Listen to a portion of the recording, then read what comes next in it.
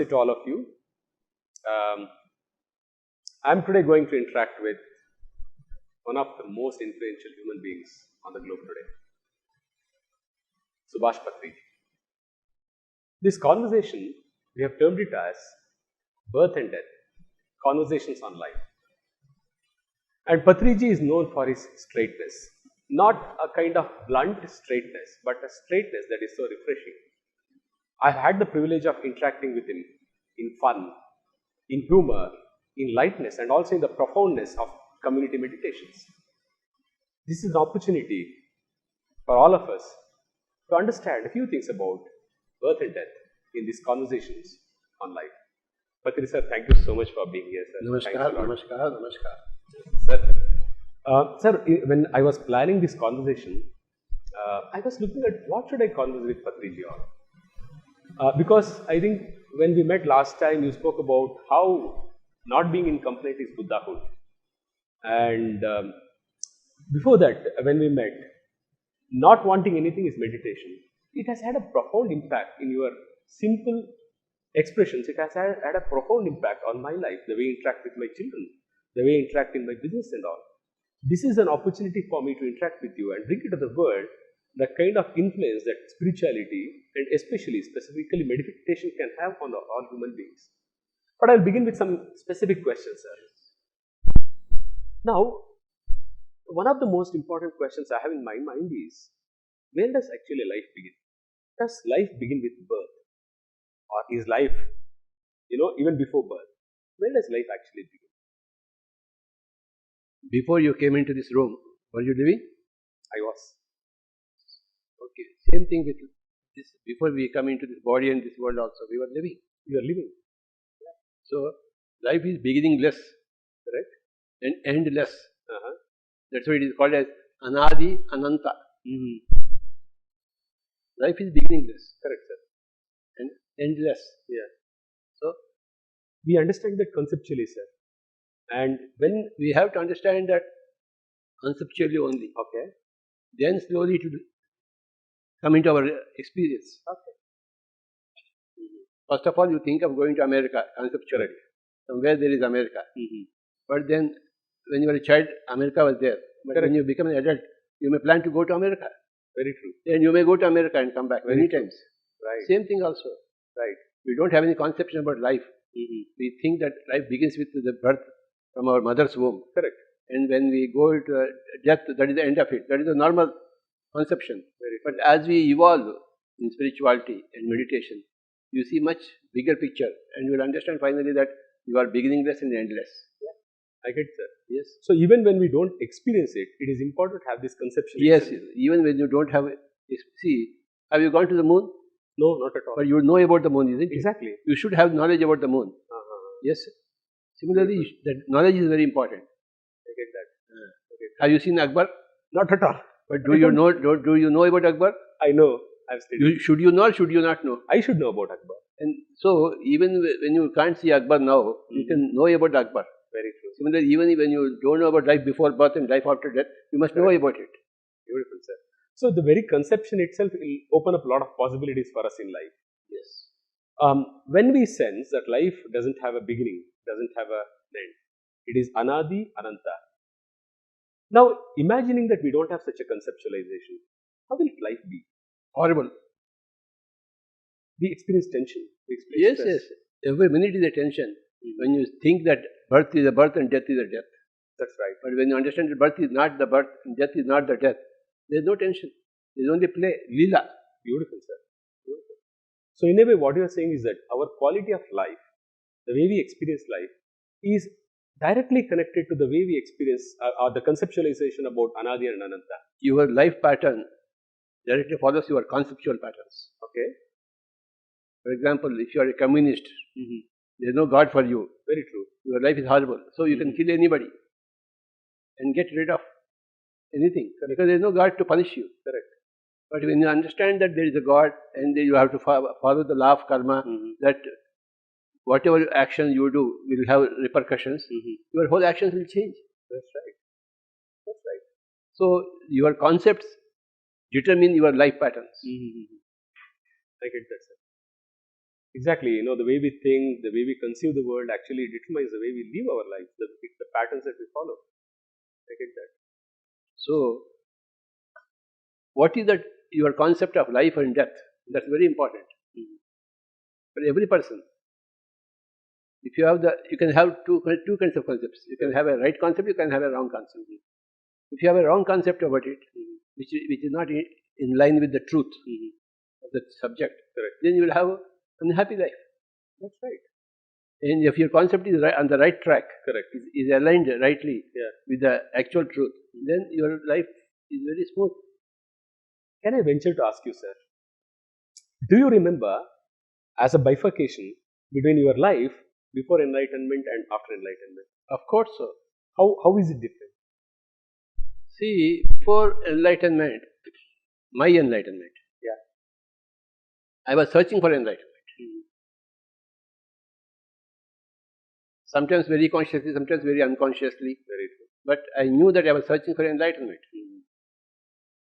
So when I became enlightened, I knew that I became enlightened.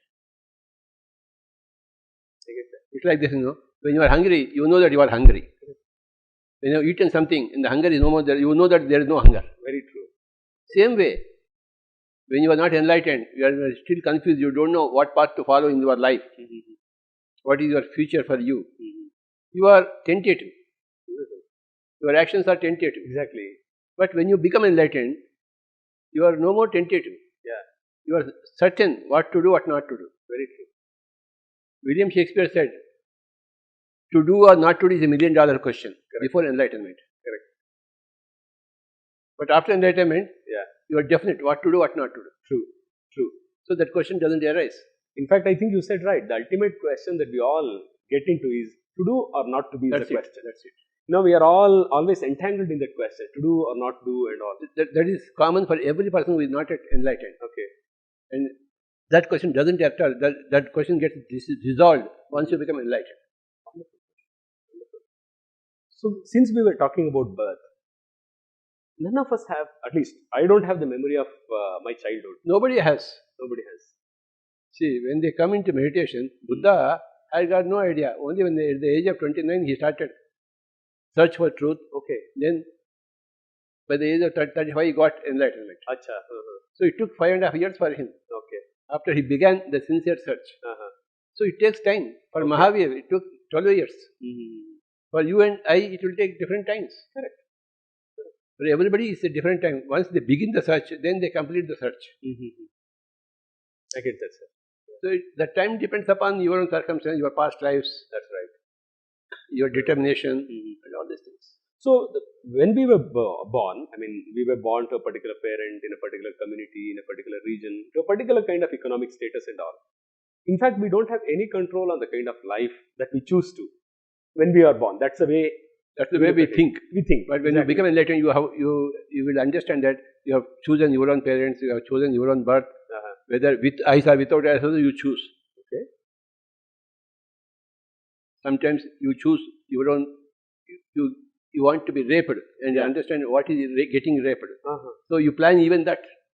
And come here. So many things you plan. Every important twist and turn in your life you plan. But you will understand this only after your enlightenment, not before. That's right, sir. That is these are common things for everybody.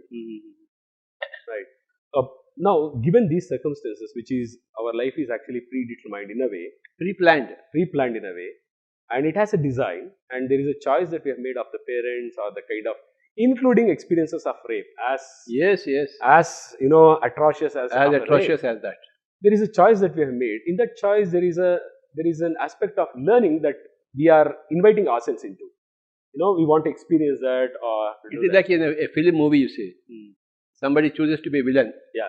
Then he has to rape somebody. Correct. He has to kidnap somebody. Correct. He has to murder somebody. True. But all these are actions. True. That's true. Only in a drama. Yeah. So all the world is also a stage. We are all here to act. So from the other side, it's all a drama. Correct. So you choose your own experiences. Whatever you want to undergo. Why people want to choose villainous roles? Why not hero roles? No, it's not like that. A film requires all kinds of roles. Correct. That's right. So you will choose your own difficulties. Correct. challenges in your life and come here to improve yourself. That's right. See, if you are as an actor, if you are good as a hero, then you must be good also as a villain.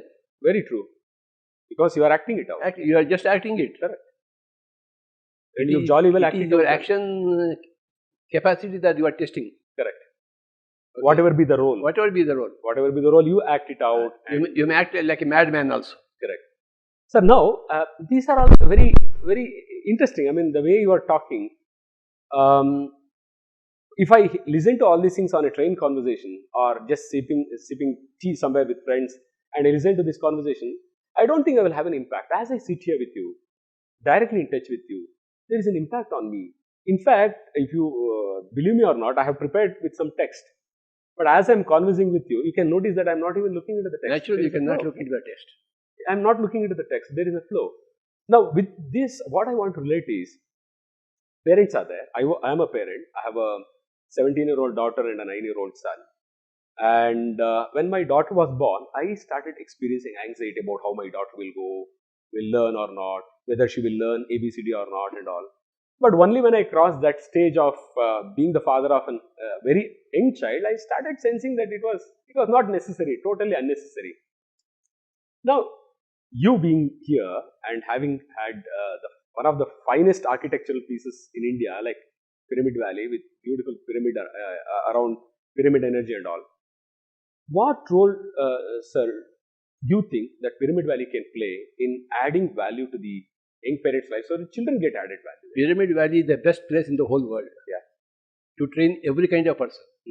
You are a parent or a child, teacher or a student, king or kingmaker. Correct. Everybody has to learn from Pyramid Valley. Correct. So Pyramid Valley has got contribution to the whole of mankind. Okay, in every department. Because without spirituality, your material life is always full of problems. That's right. Only spirituality will help you. Correct.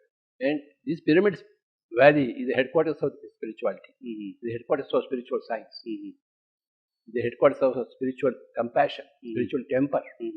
So everybody should come here. Parents and children, both. So as parents come here, I am very sure that parents will evolve. They will experience something within themselves which will help them expand. Yes. Now, in that expansion, that's what I have experienced in my life.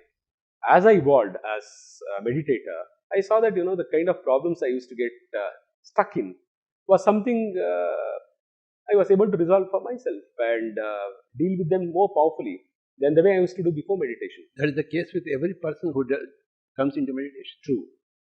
Whether he is educated or not educated. Yeah.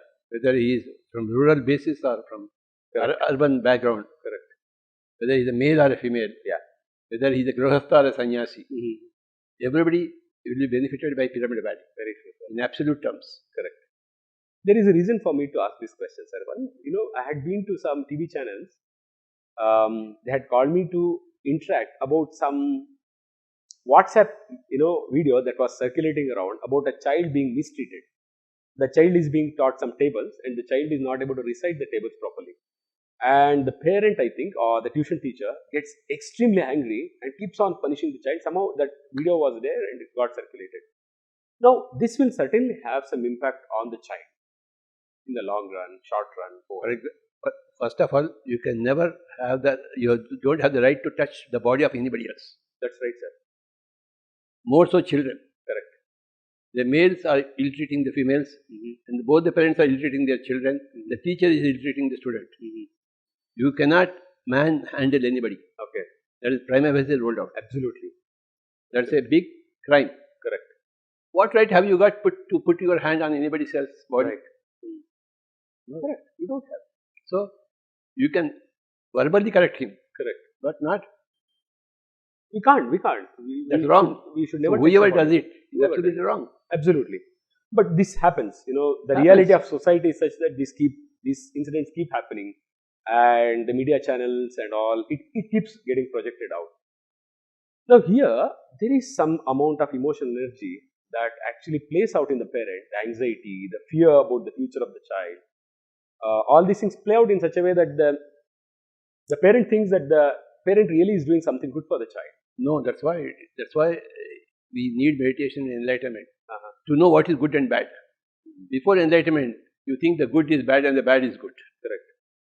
For example, the doctors say, for strength, eat meat. Correct. It's wrong. They are advising for so-called good reasons. Correct. But actually, it's a very bad thing Very true. to kill animals and eat. Correct. So they don't know what is good and bad Very true. because they are not yet enlightened. Very true. Because they never sought enlightenment. Everybody should seek enlightenment, and then they will get enlightenment. Then only after enlightenment you will understand what is good and what is bad.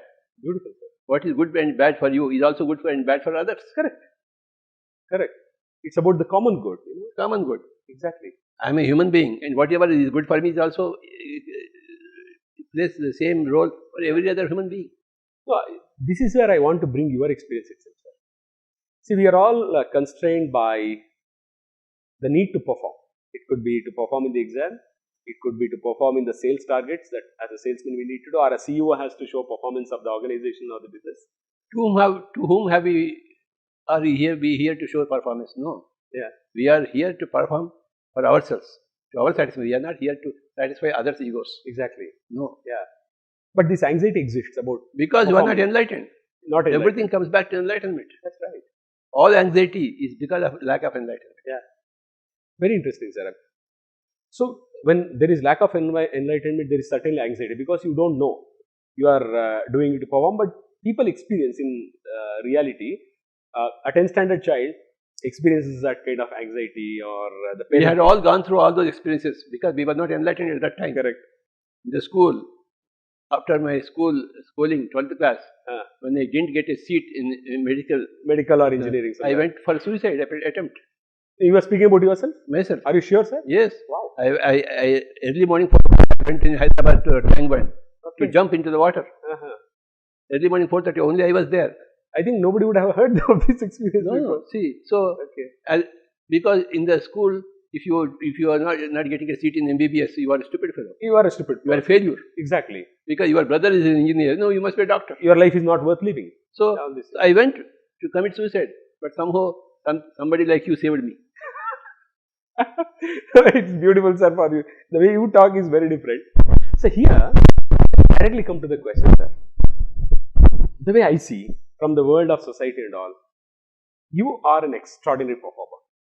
You go there, influence people, you click your fingers. I mean, I'm using in metaphoric language. But when you conduct Buddha Purnima here in Pyramid Valley, or when you conduct the Maha Dhyana in Hyderabad, Kartal, it's not easy to have 50,000 people.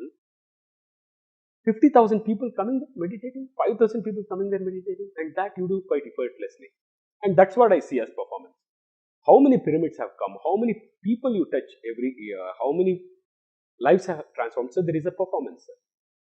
How was your performance? Suppose you are performing in the spiritual world in creating pyramids, meditators, and spiritual leaders all around. And also tell the viewers that Patri sir was an agricultural scientist before. He has a master's in agricultural sciences, and he also worked somewhere, sir. I worked in a fertilizer company.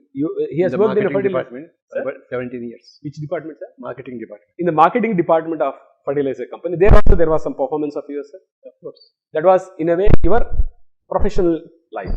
And here you have a performance in the spiritual life.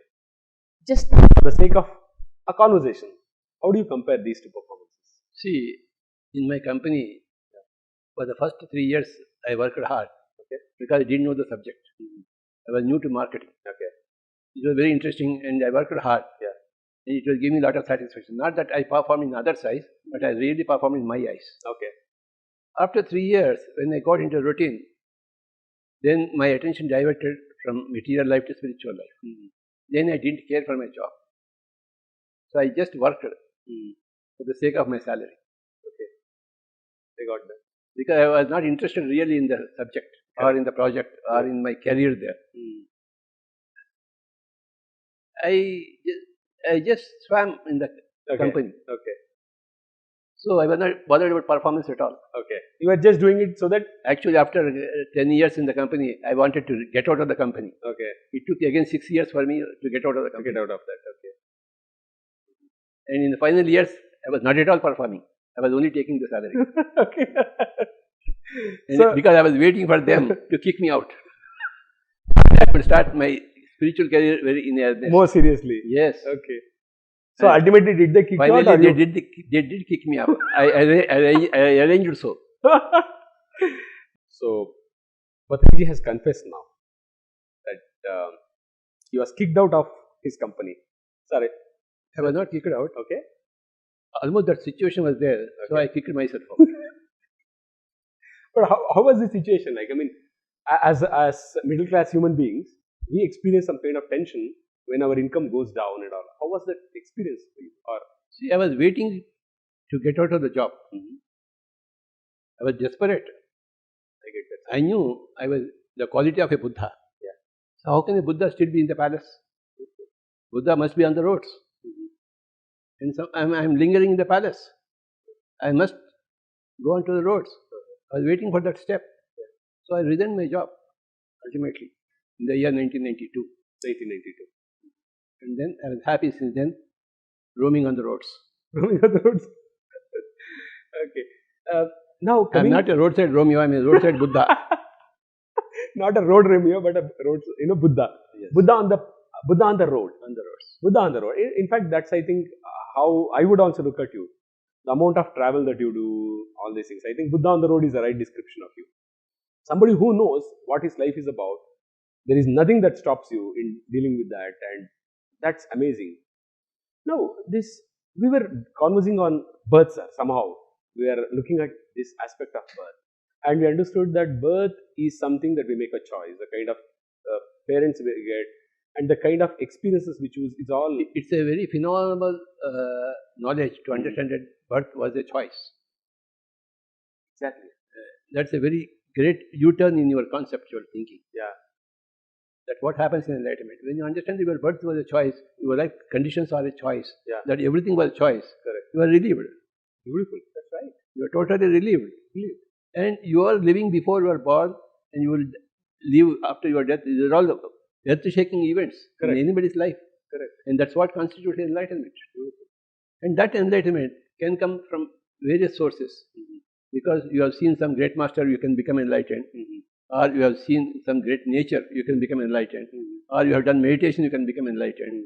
Various ways are there. That's right. But somehow you will come to understand that you are birthless and deathless. Soul. But, sir. You are a birthless and deathless Exactly. soul. Yeah. Yeah. When you understand that, everything changes. Correct, sir.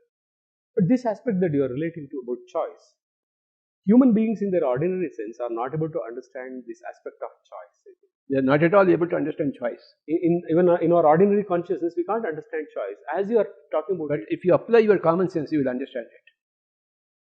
People don't apply even their common sense. Yeah. That's where, see, when Gautam Buddha went out of the palace and saw one person correct, who is dead, Yeah. he asked his charioteer, correct. would I also be dead like that? Sir, everybody will be dead. Yeah. There, the matter finished. And he saw one old age. He said, will I also become old? Yes, Swami, you will also become old.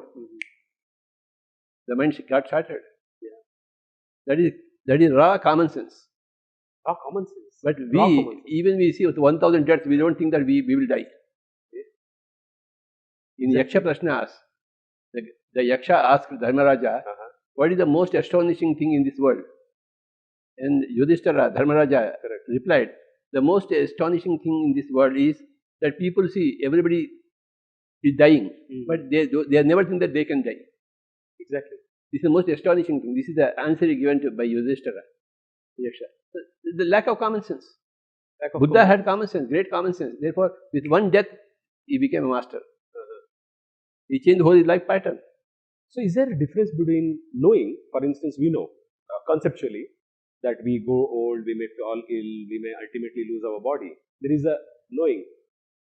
How do we? There is a knowing and there is also a non-knowing. Okay. There is a knowing that everybody dies. Yeah. But when your mother dies, when your father dies, when your wife dies, when your husband dies, you start crying. Correct. Don't you know that they all die?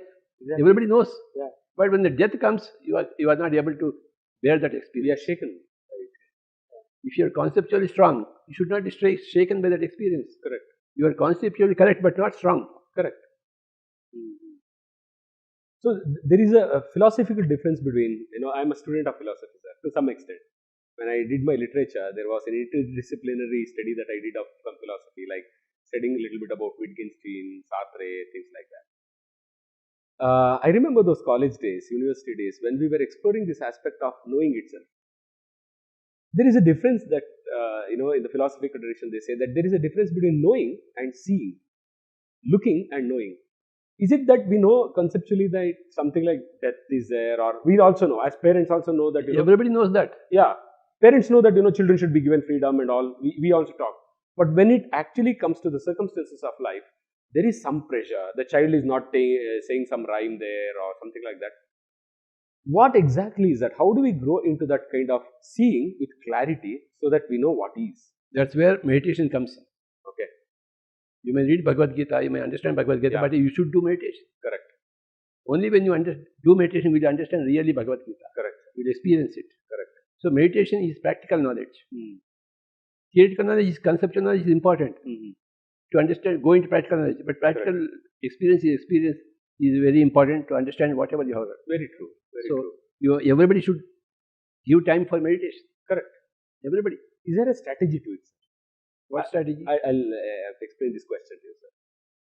I really believe that meditation can transform. That's my experience. And when I consult with schools, I do something called parenting sessions with them. And they come with problems like my child doesn't do spelling properly and all. I tell them, I sometimes as a professional, I don't tell them blunt, like the way you say, meditate and all. I explain to them and all. And I asked them to meditate, and we conducted one session also in a particular school to meditate and all. Then they again came out, we meditate, every day we are meditating, but still, my child's problem is not getting solved. They are not meditating. Okay. How do we do that? Is there a strategy in way we approach the people, teach the people? See, how can Pyramid Valley help in that? For any question, the answer is meditation. Even to this question. Small question or big question. Correct. For any problem, the answer is meditation. Small problem or big problem. So, and meditation is not so very easy. Correct. It's a difficult proposition.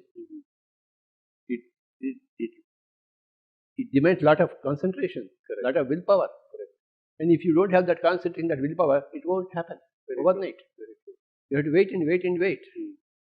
So it's not so very easy as we teach and they become masters. No. Correct. So a lot of determination is required. Very true. So is it that we become too and we have to follow up the case until they become determined for doing meditation. We have to give constant inspiration to them. Okay. That's what happen overnight. Exactly. That's what we should follow. We stand for them. We allow them. Once a month they come to you for consultation to allow them. They have to be daily at you. You have to be daily at them. Correct. That's right, sir. So once you are behind a person and make him do meditation, he will become master meditation and he will educate 1 lakh people. Correct. That's right. You don't have to consult and give advice to 1 lakh people. At least one person. You train them, and that one person will train others. Correct. So that one person you should train, like Arjuna got trained by Drona. Correct. Drona was training everybody. Exactly. He was. So you should train your people like that. Correct, sir. I get that.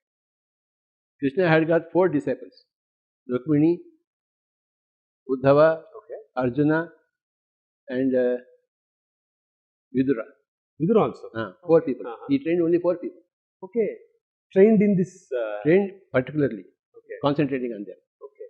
He must have spoken to everybody on spirituality, but he chose these 4 people to train them. Wow. Is there a reason for that choice? It's very interesting to know that. See, Krishna trained Rukmini, but he did not train Satyabhama or other wives. Correct. And he trained only Rukmini Devi because she had that quality. See, if you don't have the aptitude, you can't train them. Exactly. If they don't have aptitude for meditation, let them come for the next lifetime. So what? Exactly. Where is the hurry for you? We have got eternity on our hands. When you are enlightened, there is no hurry. Very true. And there is no worry.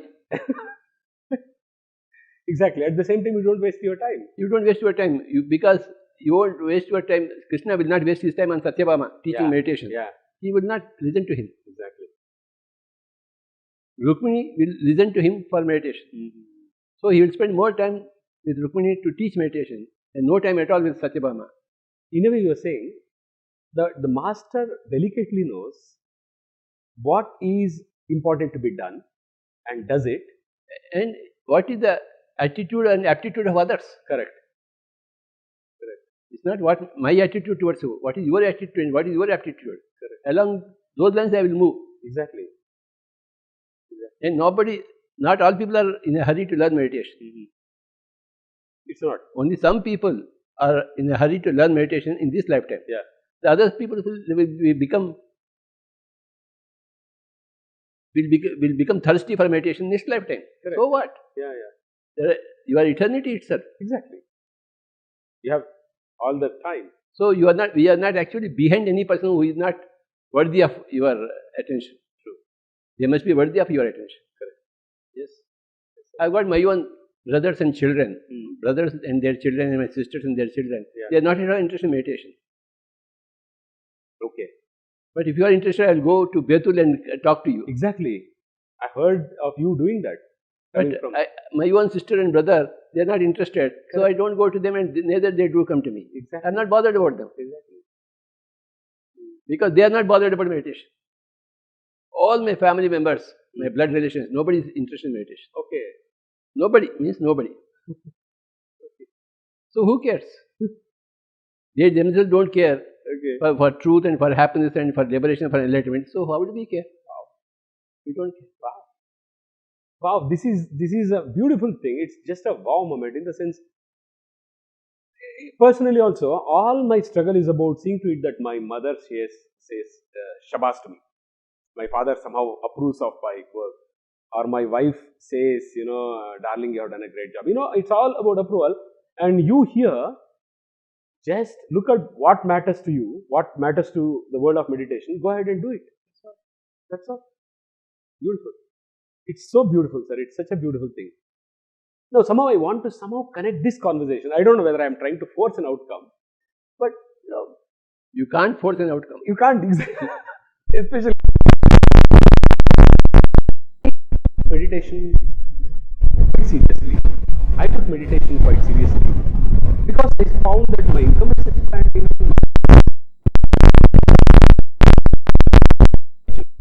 I enjoy being with my children. I think some of my friends, even in Pyramid Valley, have seen how I take my child to a trekking or how I spend time with them and all. Amazing.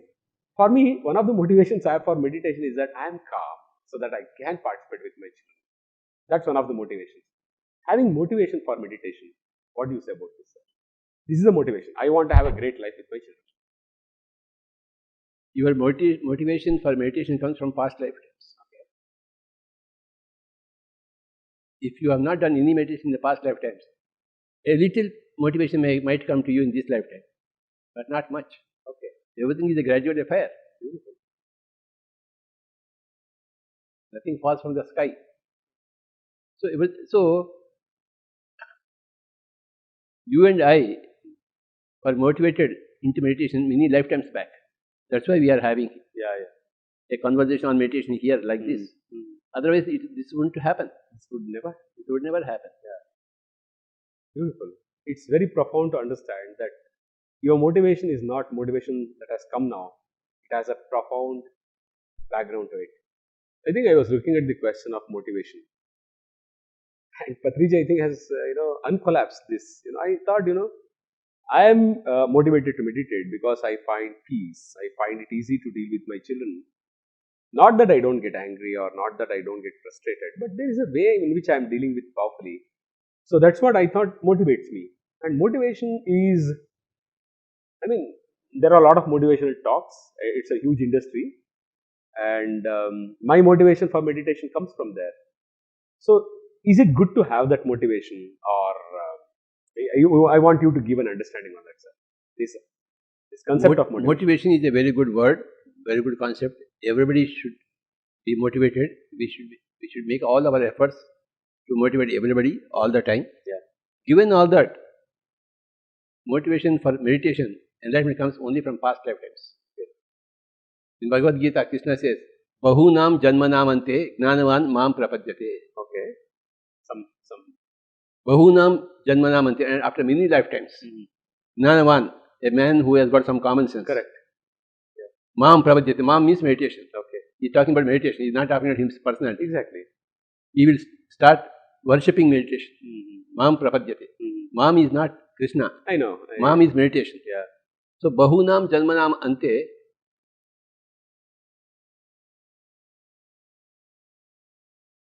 gnanavan mam prapadyate. Vasudeva sarvamiti sa mahatma sudurlabha. Such people who have got such common sense are very rare to find. Sudurlabha. Not common. Exactly. Common sense is not common. That's true. Okay. That's true. So it takes many lifetimes for you to be motivated really into meditation. Okay. Okay.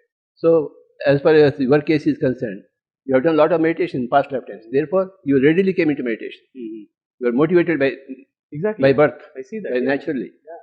Nobody ever motivated you into meditation. You motivated yourself. Correct. Same thing with me. Nobody motivated me. Yeah. I motivated myself. Yeah. Okay. This comes only from past lifetimes. Yeah. Correct. And my own kith and kin, they never had any past life meditation. So even though they are my brothers and sisters and my close relations, they are not motivated. Even in spite of seeing my life from close quarters, they are not motivated. Whether somebody else from some other place just listens about me or hears about me and they come here to learn meditation. Correct. Today morning, one man came from Turkey. Achha.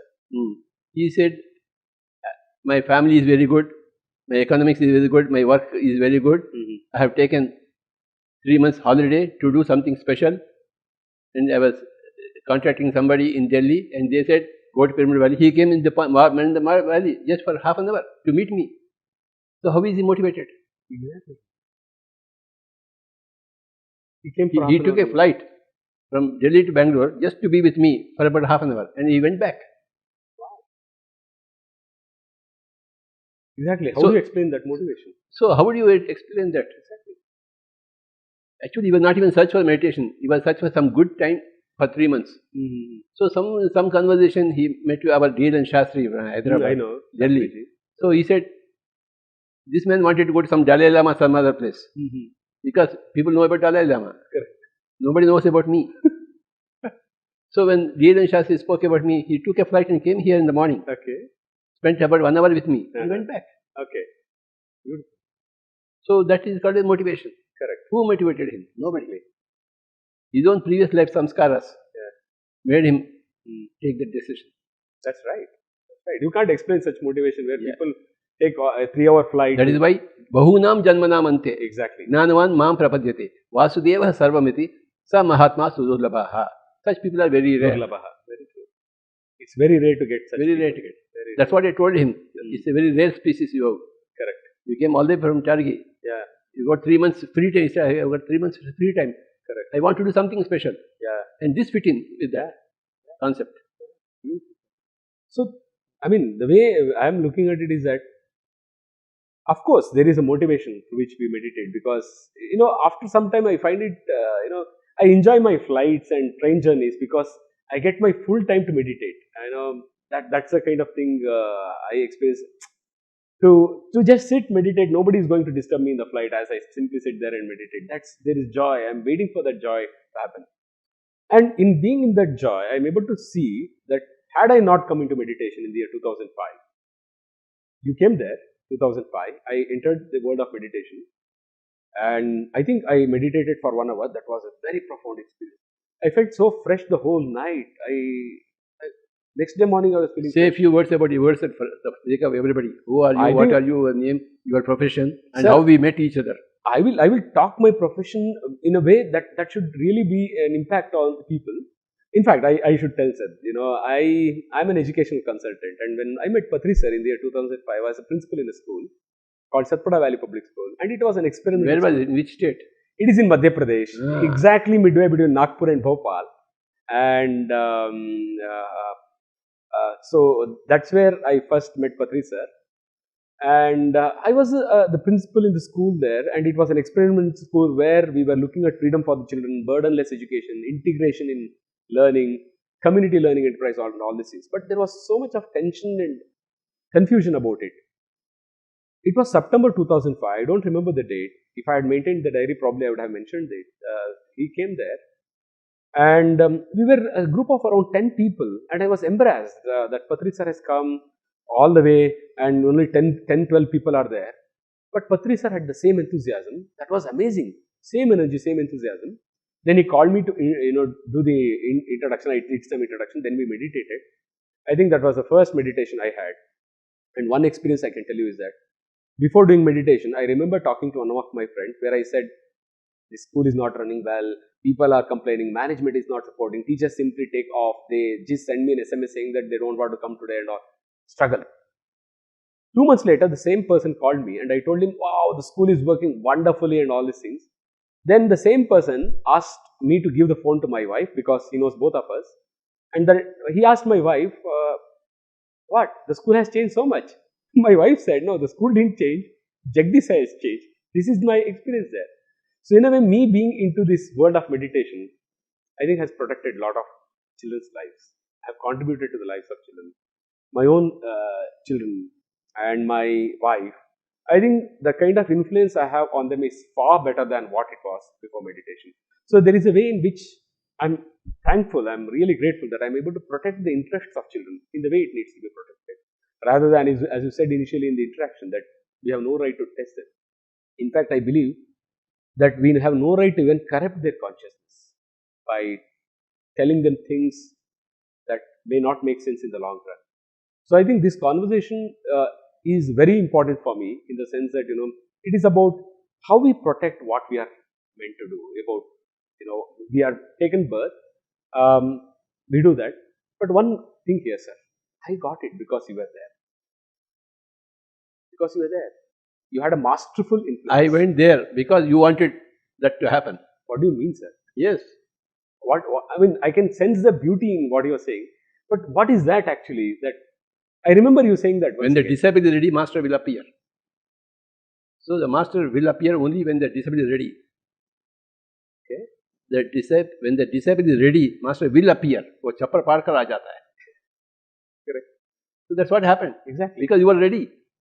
I was beautiful. It was a beautiful experience for me. It's a very profound interaction. Sir, for young parents who are about to become parents, who are just married, or who have very young children, who are struggling for admitting First of all, school. You cannot marry without being a meditator. Okay. You cannot produce children without getting a certificate from me that you are a meditator. Beautiful, sir. Because marriage and children, parenting is a very big subject. And see, for driving on the roads, you need a license. For marriage, you don't need a license from me. Exactly. We require that. Before you get married, again, you come back to me. But you can see my hair, I'm married now. I have a 17-year-old daughter. But I believe what you are saying, sir. I really understand what Even for a driver, you need a license, driver's license, whether you are a proper driver or not. Okay. Unless you are a proper human being, how can you get married? Exactly. So who will give you a certificate that you are a proper human being? Yeah. And how will you become a proper human being? Yeah. Only when you do meditation. Yeah. Exactly. So let this be known to the whole world. Whoever wants to get married, first get a certificate from me. I think this is a very beautiful way of concluding this conversation before we begin some more. It's very beautiful, sir. I am very sure that it's not just insightful, but also quite entertaining in the conversation. I look forward for more conversations. Ultimately, before getting married, before becoming a parent, you must come into meditation. After becoming a parent, sir? Before you decide to become a parent, you must come into meditation. Very sure. But some people have become parents now. So better late than never. Better late than never. That's it. That's it, sir. But they are already late. Exactly. But better late than never. I was late. But I am better late than never. I got into that. Sir, thank you so much, sir. I really enjoyed this conversation. It's humor. There is a lot of heat here, but this is profound. Thank you so much, sir. Thanks a lot. Bye-bye, sir. Thank you, sir.